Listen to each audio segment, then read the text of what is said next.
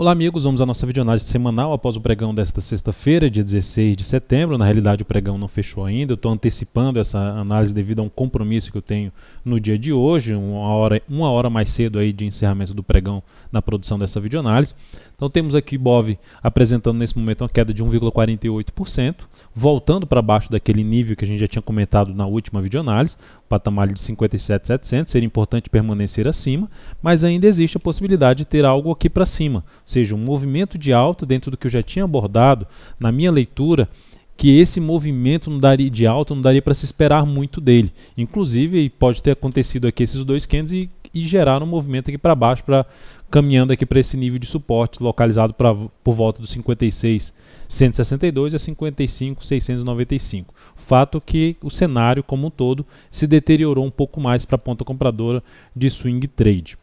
Então, olhando aqui no semanal, temos aqui uma semana para baixo, nesse momento 1,62% de queda, um movimento de baixa que pode se estender um pouco mais aqui ainda, lembrando que o suporte mais relevante aqui pelo gráfico semanal se inicia ali por volta dos 55 mil pontos, 54.977, e vai até a faixa dos 54 mil pontos, um patamar de pontos ali, vamos dizer, ou de preço mais testado ali, mais batido para o Ibovespa. Então seriam os níveis mais relevantes em termos de suporte para essa atual movimentação para baixo, esse viés de baixa que apresenta aqui o Ibovespa, apesar da tendência indefinida nesse momento pelo gráfico diário. No mini índice cheguei a recomendar operações aqui no pregão de hoje, sendo que uma foi executada. A venda que eu recomendei que foi executada foi aqui nesse ponto. Primeiro recomendei essa venda aqui se perdesse essa mínima. Não foi executada, bateu na trave, mas não foi executada.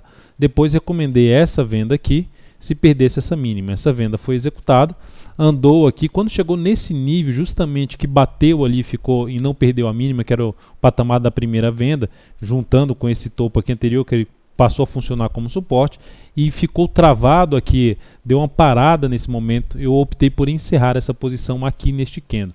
Então essa posição foi devidamente encerrada. Essa posição de venda foi devidamente encerrada com ganho de 0,27% na operação, no capital total mais 0,22%. Então terminamos aí positivo com a operação em cima do mini índice.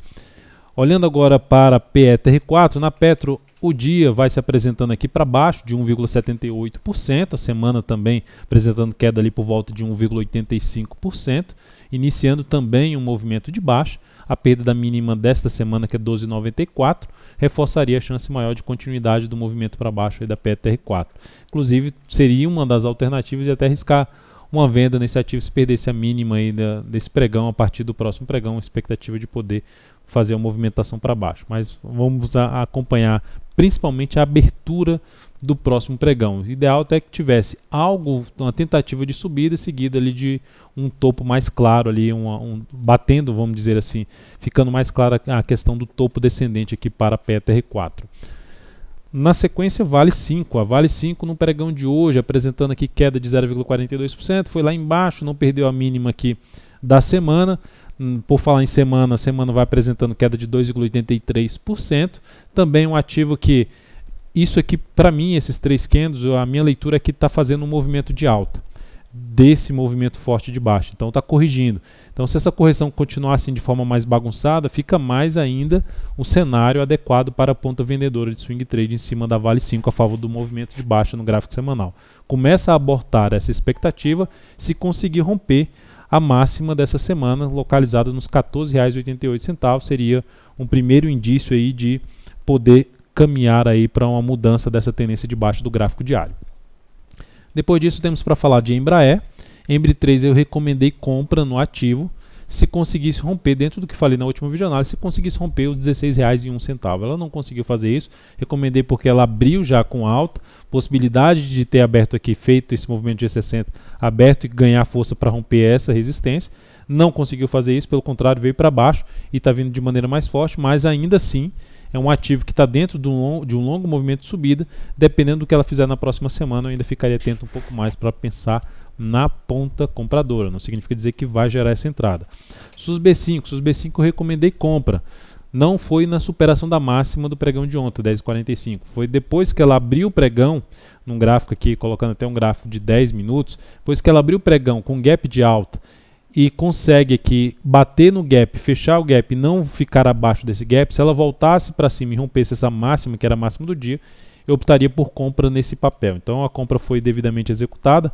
A compra aqui, só mencionar os valores: 10,52 com stop em 10,16, risco de 3,42% e objetivo em 11,24. Então será importante para esse papel se não voltar mais a trabalhar abaixo dos 10,42. Então eu já até mencionei um patamar de referência que eu vou avaliar esse ativo caso ele venha a voltar para baixo desse patamar, que é uma região de 10,44 até os 10,39.